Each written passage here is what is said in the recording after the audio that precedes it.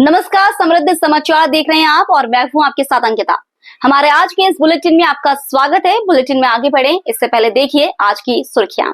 Headlines के प्रायोजक हैं टफकॉन टीएमटी। अब इंडिया बनेगा एक्स्ट्रा टफ। इलेक्ट्रॉनिक्स आइटम, डेम रूम फर्नीचर, आकर्षक फैंसी लाइट्स पर धमाकेदार ऑफर के लिए जल्दी पहुंचे प्रदीप सेल्स, मकतपुर रोड, गिरिडीह। हड्डी, नस एवं जनरल बीमारियों के इलाज में ना करे विलंब।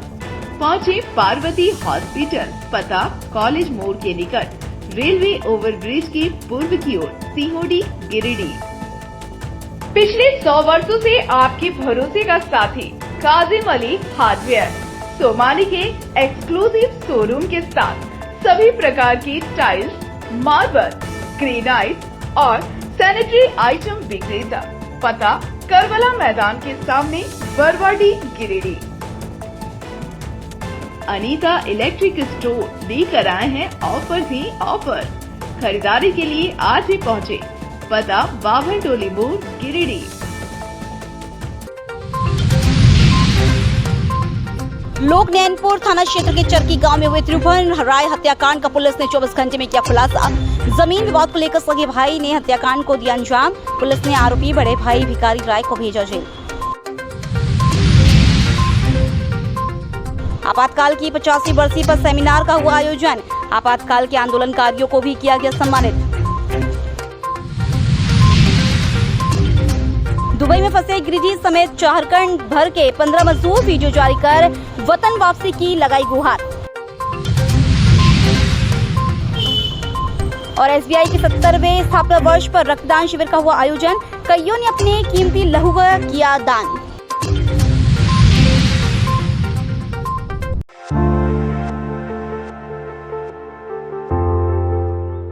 गिरिडीह जिले के लोकायनैनपुर थाना क्षेत्र अंतर्गत चरकी गांव में 23 जून को हुए हत्या के सनसनीखेज मामले का पुलिस ने 24 घंटे के भीतर खुलासा कर दिया है।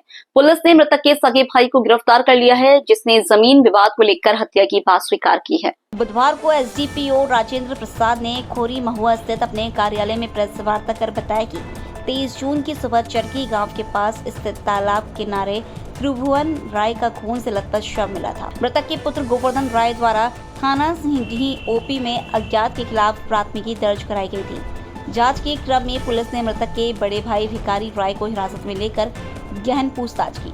पूछताछ में उसने स्वीकार किया कि पिछले 3 वर्षों से उसका अपने भाई से जमीन को लेकर विवाद चल रहा था। घटना के दिन जब त्रिभुवन राय ने विवादित जमीन की जुताई कर दी तो भिखारी राय आग बबूला हो गया। शराब पीने के बाद वह तालाब के पास बैठ गया और जैसे ही उसका भाई वहां पहुंचा, सुनसान पाकर टांगी से सिर पर वार कर दिया। इसके बाद कई बार गले पर हमला कर उसकी हत्या कर दी। हत्या के बाद उसने टांगी तालाब में फेंक दी और जंगल के रास्ते घर चला गया।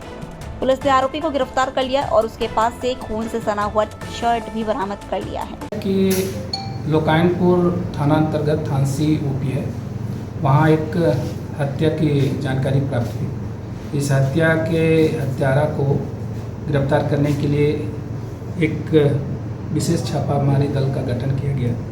इंस्पेक्टर गामा के नेतृत्व में उसमें शामिल थे थाना प्रभारी लोकायनपुर, ओपी प्रभारी नीरज कुमार और थानसीडी का ओपी एसआई अरुण कांत पांडे और लोकायनपुर का एसआई सतीश कुमार। तो ये घटना 23 तारीख को हुई थी।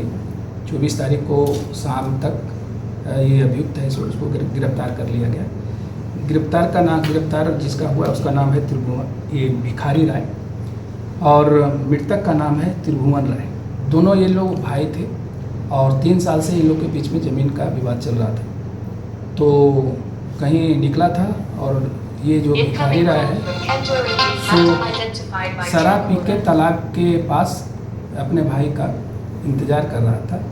तो जब भाई को अकेला देखा तो उसको टांगी से मार दिया और टांगी को खून लथपथ टांगी को एक तालाब में फेंक दिया गया, जिसको रिकवर हम लोग अधिक पानी के कारण नहीं कर सके हैं। बाकी खून से लथपथ जो भिखारी राय का शर्ट है उसको हम लोग जब्ती में लाए हैं और इस तरह कांड का उद्भेदन 24 घंटे के अंदर कर लिया गया।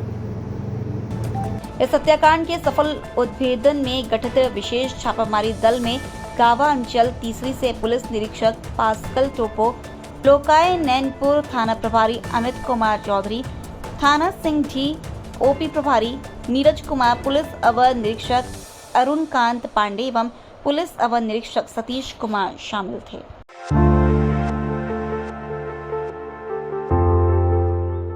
गिरिडीह जिले के हीरोडी थाना क्षेत्र के फतहा गांव में बुधवार को एक अजीब और दुर्लभ नजारा देखने को मिला, जब ग्रामीणों ने एक खेत में सफेद धुंध जैसे बादल को जमीन पर फैला हुआ देखा।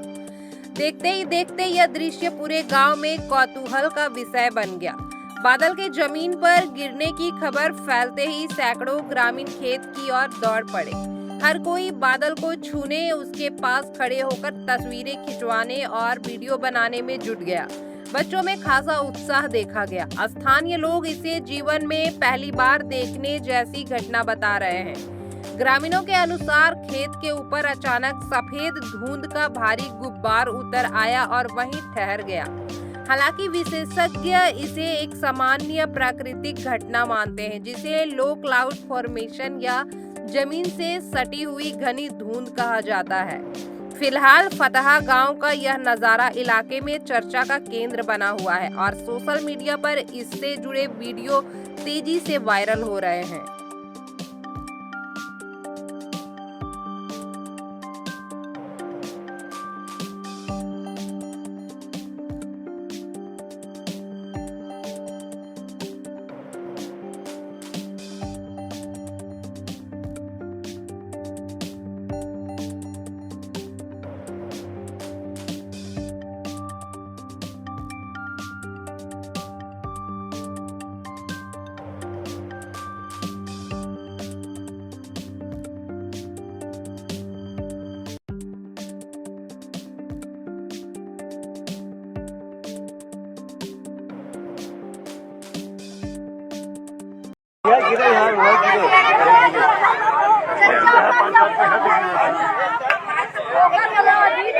आज हमारे गांव में एक आकस्मिक घटना देखने को मिली है। ये बादलों में से अचानक से बड़ा सा झाग गिरने लगा है। अब आसमान से ये पता नहीं क्या गिर रहा है और गांव में जगह जगह, एक जगह यहाँ है, कुछ जगह देखिए वहाँ पे लोग खड़े हैं, वहाँ पर भी गिर रहा है और आसमान से भी ये जैसे बारिश के जैसे टपक रहा है। अभी किसी को पता नहीं असल में ये है क्या। सभी ग्रामीण लोग जो है वो इकट्ठा हो गए हैं इसे देखने के लिए और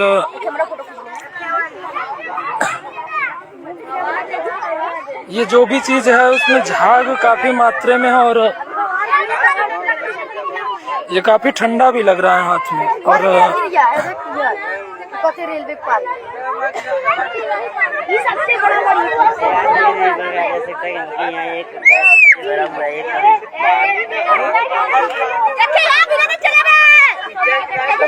अमरेश चाबी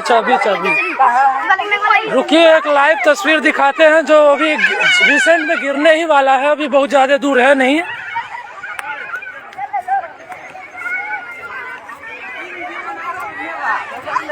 अभी बच्चे दौड़ रहे हैं, ये क्या कौन सी घटना है ये समझ में आ नहीं रहा है किसी को।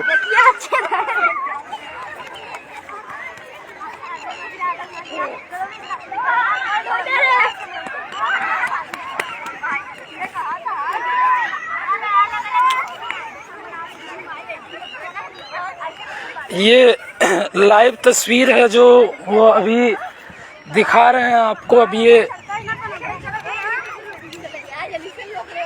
बादल से पता नहीं ये गिर रहा है ऊपर से।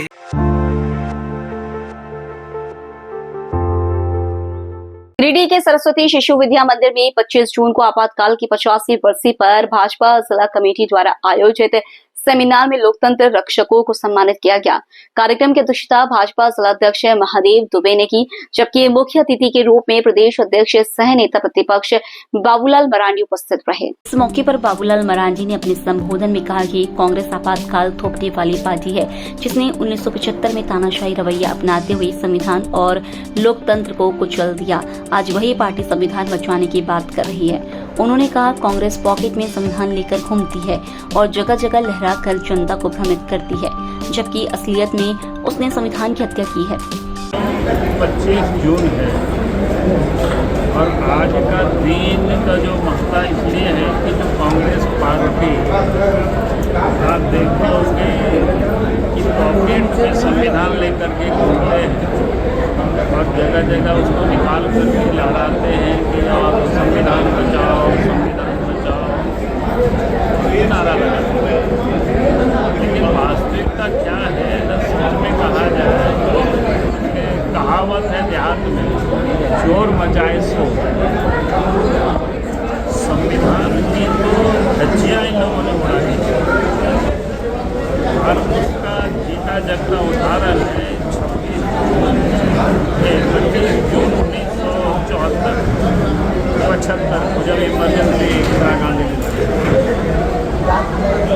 आज कांग्रेस पार्टी करती कुछ है और करती कुछ है। तो वास्तव में ना उनको संविधान से प्यार है, ना उनको अदालत से की सम्मान है। कांग्रेस पार्टी को सिर्फ अपने से प्यार है और अपनों से सम्मान है। जब श्रीमती गांधी के विरोध में इलाहाबाद कोर्ट ने जब जजमेंट दिया तो इन्होंने रातों रात इमरजेंसी लगा दी, यानी जितने भी लोगों का जो प्रदत्त अधिकार है वो सबको समाप्त कर दिया और देश भर के नेताओं को जेल में उन्होंने बंद किया। इसलिए आज हम उस दिन को स्मरण करते हैं कि लोकतंत्र की रक्षा के लिए वहीं जमुआ विधायक डॉक्टर मंजू कुमारी ने कहा कि आपातकाल का दौर भारतीय लोकतंत्र का सबसे काला अध्याय था, जिसमें बोलने की आजादी तक छीन ली गई थी। उन्होंने कहा कि जनसंघ और भाजपा के कार्यकर्ताओं ने जिस साहस से उस समय संघर्ष किया वह आने वाली पीढ़ियों के लिए उदाहरण है। आज 50 साल आपातकाल जो पूरा हुआ उसी को लेकर विद्या मंदिर में बैठा रखा गया था। हमारे बैठक में उपस्थित हुए थे हमारे प्रदेश के प्रथम मुख्यमंत्री आदरणीय बाबा मोहन जी और हमारे जितने जो आपातकाल खेल गए थे उसमें हमारे पिताजी पूर्व विधायक वो भी 18 महीना जेल में रहे। वो लोग अपने जेल में कितनी तकलीफें हुई, क्या क्या सुनना पड़ा, उस आपातकाल में कितनी मतलब कि दिक्कत होती थी, उन लोग ने बारी बारी से अपनी कहानी का से हम बताए सुन के काफ़ी हम लोग तकलीफ हुआ, बहुत दर्द हुआ। तो आज राहुल गांधी जी जो बोल रहे हैं कि संविधान को लेकर घूम रहे हो, झूठा ढिंढोरा पीट रहे हैं, असल में वो इंदिरा गांधी जी वो संविधान के विरोधी थे। इस अवसर पर जनसंघ काल के उन नेताओं और कार्यकर्ताओं को सम्मानित किया गया जो आपातकाल के दौरान जेल गए थे और लोकतंत्र की रक्षा के लिए संघर्षरत रहे।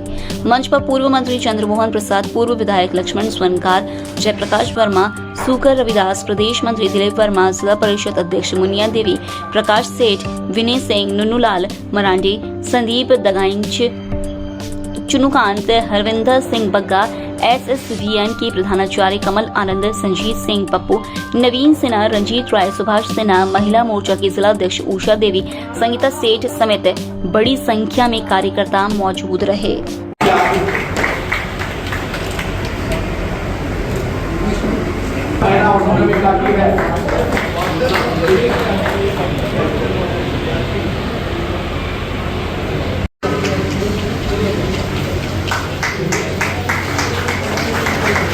रहे कैबिनेट मंत्री रहे आदरणीय चंद्रमोहन प्रसाद जी का हम वस्त्र और कुछ देकर अभिनंदन करें।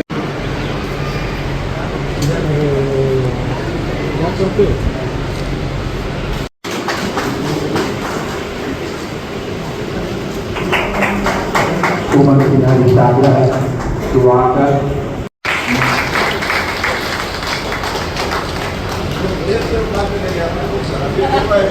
पार्टी में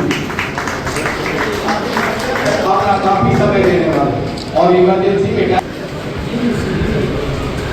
राष्ट्रीय स्वयं सेवक संघ और का स्वागत हो और हम उन्हीं के माध्यम से उनके और उनके परिवार के प्रति अपनी कृतज्ञता व्यक्त करेंगे।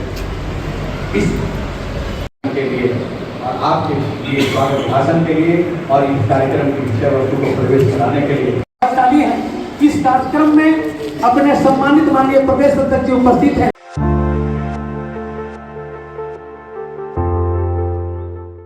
कोडरमा सांसद एवं केंद्रीय मंत्री अन्नपूर्णा देवी ने रेल मंत्री अश्विनी वैष्णव से मुलाकात कर कोडरमा और गिरिडीह क्षेत्र से जुड़ी 2 अहम रेल परियोजनाओं पर विस्तार से बातचीत की है। बातचीत के बाद क्षेत्र में विकास की उम्मीदें फिर से जगी हैं। पहली परियोजना पारसनाथ गिरिडीह, तीसरी गावा सतगावा नवादा रेल लाइन से जुड़ी है। ये प्रस्तावित रेल लाइन धार्मिक, पर्यटन और आम यात्रियों के लिहाज से बेहद उपयोगी मानी जा रही है। इससे पारसनाथ जैसे प्रसिद्ध जैन तीर्थ स्थल को नवादा से जोड़ने का रास्ता खुलेगा, जिससे बौद्ध और जैन श्रद्धालुओं के आवागमन में सुविधा होगी और स्थानीय व्यापार को भी बढ़ावा मिलेगा। दूसरी परियोजना कोडरमा न्यू गिरिडीह मधुपुर रेलखंड के दोहरीकरण को लेकर है। करीब 138 किलोमीटर लंबा यह रेल मार्ग औद्योगिक और माल परिवहन की दृष्टि से अत्यंत महत्वपूर्ण है। कोयला, पत्थर व अन्य खनिजों की सप्लाई चेन में यह रेल मार्ग अहम भूमिका निभाता है। दोहरीकरण से यात्री ट्रेनों की संख्या में वृद्धि होगी और मालगाड़ियों की रफ्तार भी बढ़ेगी। रेल मंत्री ने दोनों परियोजनाओं को लेकर सकारात्मक रुख जताया है। उम्मीद जताई जा रही है कि इन योजनाओं के जरिए क्षेत्रीय विकास, रोजगार के अवसर और पर्यटन को नई दिशा मिलेगी।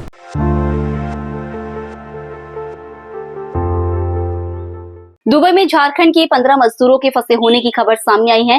फंसे हुए मजदूरों ने इंटरनेट के जरिए एक वीडियो जारी कर केंद्र और राज्य सरकार से घर वापसी की अपील की है। बताया जा रहा है कि ये सभी मजदूर गिरिडीह के बगोदर और डुमरी, हजारीबाग और धनबाद जिले के रहने वाले हैं। जानकारी के अनुसार ये मजदूर मसाई कॉन्ट्रैक्टिंग LLC कंपनी में काम करने के लिए दुबई गए थे, लेकिन बीते 3 महीनों से कंपनी की ओर से इन्हें मजदूरी का भुगतान नहीं किया गया है। इसके चलते अब उनके सामने खाने पीने तक का संकट खड़ा हो गया है।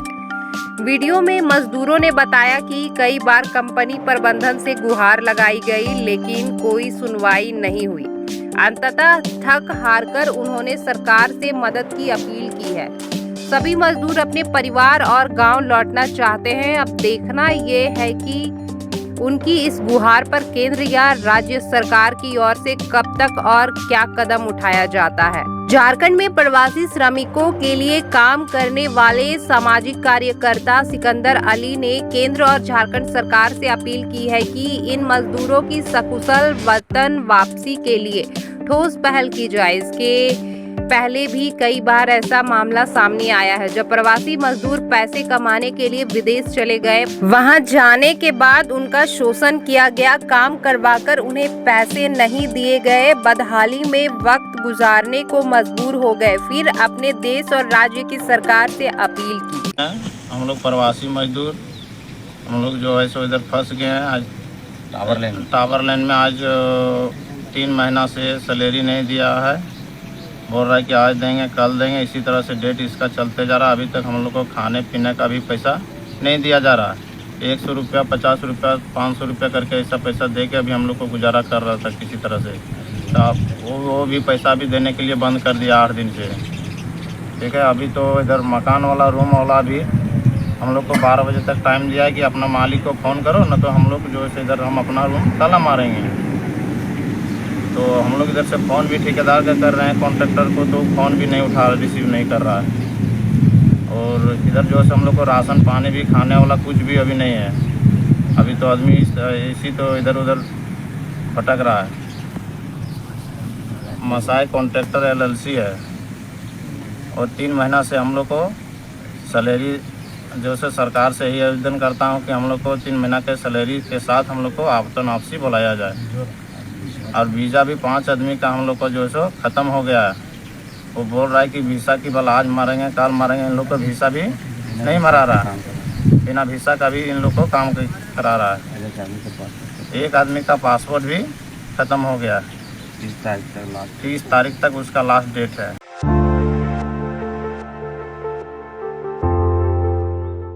भारतीय स्टेट बैंक के 70 साल पूरे होने के अवसर पर बुधवार को गिरिडीह के मकतपुर स्थित मुख्य शाखा परिसर में 7 दशक देश के साथ थीम पर रक्तदान शिविर का आयोजन किया गया। शिविर का उद्घाटन बैंक के क्षेत्रीय प्रबंधक मनीष कुमार सिन्हा ने किया।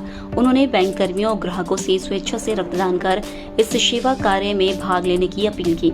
उन्होंने कहा कि एसबीआई न सिर्फ आर्थिक सेवा बल्कि सामाजिक सेवा में भी अग्रणी भूमिका निभा रहा है। शिविर में गिरिडीह शाखा के मुख्य प्रबंधक मधु नारायण और कोडरमा बाजार शाखा के मुख्य प्रबंधक सतीश कुमार सिंह भी शामिल हुए।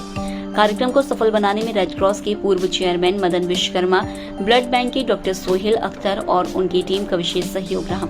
शिविर में बैंक कर्मी सोनल अग्रवाल, रवि शास्त्री सहित कई अन्य कर्मियों ने रक्तदान किया। कुल 100 यूनिट रक्त संग्रह का लक्ष्य तय किया गया था, जबकि खबर लिखे जाने तक 40 यूनिट रक्त संग्रह किया जा चुका था।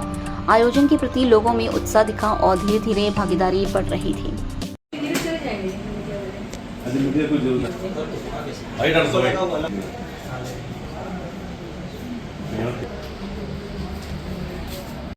आज भारतीय स्टेट बैंक मुख्य शाखा में रक्तदान शिविर का आयोजन किया गया है। यह एक सामाजिक कार्य है और इसमें सबको आगे बढ़ के आना चाहिए। भारतीय स्टेट बैंक पूरे देश में 70,000 यूनिट ब्लड डोनेट करने का लक्ष्य रखा है और इस लक्ष्य को हम आराम से करेंगे। सभी लोग हमारे साथ मिलकर काम कर रहे हैं। मैं अपने सदर अस्पताल के लोगों का, रेड क्रॉस सोसाइटी के लोगों को सभी का धन्यवाद करना चाहता हूँ और अपने मीडिया कर्मी का भी धन्यवाद करना चाहता हूँ जो इसका प्रचार प्रसार कर रहे हैं। इसके लिए मैं सबसे फिर से विनती करूँगा कि सभी लोग रक्तदान में आगे आएँ, इसकी बहुत ज़रूरत है। आज Giridih state bank main branch में ब्लड डोनेशन का कैंप लगा हुआ है और हमको लगता है कि जैसे इस प्रकार का ब्लड हो रहा है यहाँ पर, महिलाएं लोग भी जितना स्टाफ है उन लोग भी बहुत इच्छुक से दे रहे हैं ब्लड। अभी तक लगभग 30 यूनिट ब्लड डोनेशन हो चुका है और यहाँ का लक्ष्य 100 पार करने का है। और हमको लगता है कि जिस प्रकार का ब्लड यहाँ दिया जा रहा है, पहले भी हम लोग यहाँ पर ब्लड लिए हैं, आरबीओ में लिए हैं, हम लोग कितना लोगों को जान बचाया है और हम चाहते हैं कि इसी प्रकार का इन लोग का सहयोग रहेगा।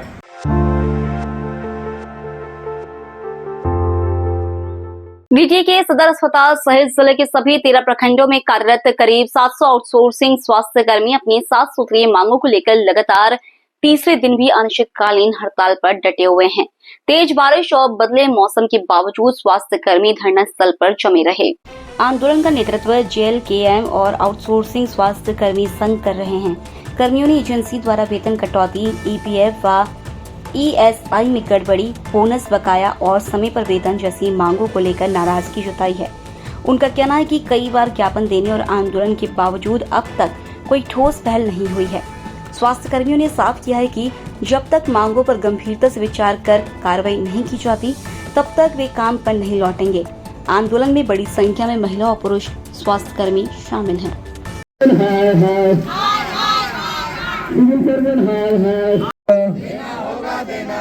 बोनस देना होगा, वेतन कटौती बंद करो, वेतन कटौती बंद करो। प्रखंड के सिस्टम में दुर्भाग्य है कि गांधी के देश में और गांधी के नियम के और कानून के सब धजिया उड़ाई करे। आज देख ले हमने गांधी के ही रास्ता में चले करे, लेकिन 3 दिन हो गए हमने बरसात में धूप में बैठल है, तैयो ई सब के कान में आवाज़ ना गेल। यातना ई सब के चर्बी मोटा गेल है, खाए के पैसा, मतलब जनता के खून चूस के कि सब के हमने दुख तकलीफ भी ना सुनाई करे। इसलिए अब गांधी के रास्ता में हमरा बुझाइब करे कि हमने के न्याय नहीं मिलता है। अब हमने के भगत सिंह के रास्ता में चले पड़ते हैं। क्या विवश करे करे। कब से काम कर रहे हैं, किस कंपनी के? 2019 से। कंपनी का नाम क्या है? बालाजी। कौन चला रहा है? गौरव। क्या अभी क्या तो सुपरवाइजर गौरव है। हाँ, तो आज आप लोग धरना प्रदर्शन 3 दिन हो गया, क्या परेशानी हो रही है? क्या काट के दे रहा है, ईपीएफ में गड़बड़ी है, बस इसी के लिए। और ये 7 सूत्री मांग है, उसको लेके पूरा हो जाएगा तो हम लोग अपने आप हड़ताल खत्म कर देंगे, लेकिन पूरा हो तो पहले। क्या आश्वासन मिला उनसे? क्या अभी तक तो कुछ आश्वासन नहीं मिला है। उल्टा निकालने का धमकी दिया जा रहा है, लेटर निकाला जा रहा है करके बोला जा रहा है, चिट्ठी बार बार डाला जा रहा है ऐसे करके। जबकि हम लोग पहले एप्लीकेशन दिए हैं तब धरना में बैठे हैं। कहाँ के रहने वाले आप? हम रांची के रहने वाले हैं।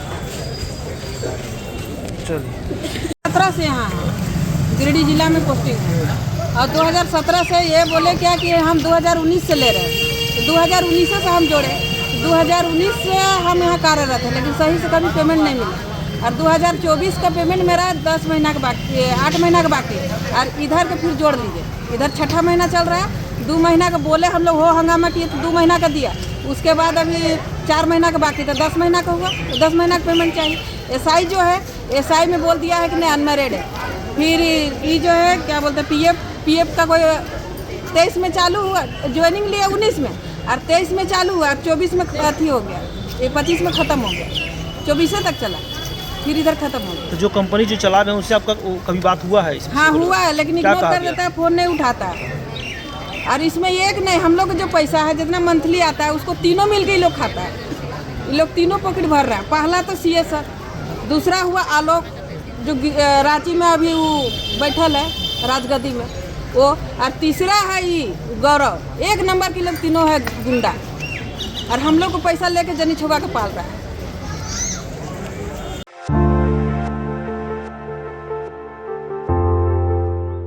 गांवा प्रखंड खेल मैदान में 64वीं सुब्रतो कप अंतर्राष्ट्रीय फुटबॉल प्रतियोगिता का आयोजन किया गया। प्रतियोगिता का उद्घाटन मुख्य अतिथि बीडीओ महेंद्र रविदास ने फीता काटकर किया।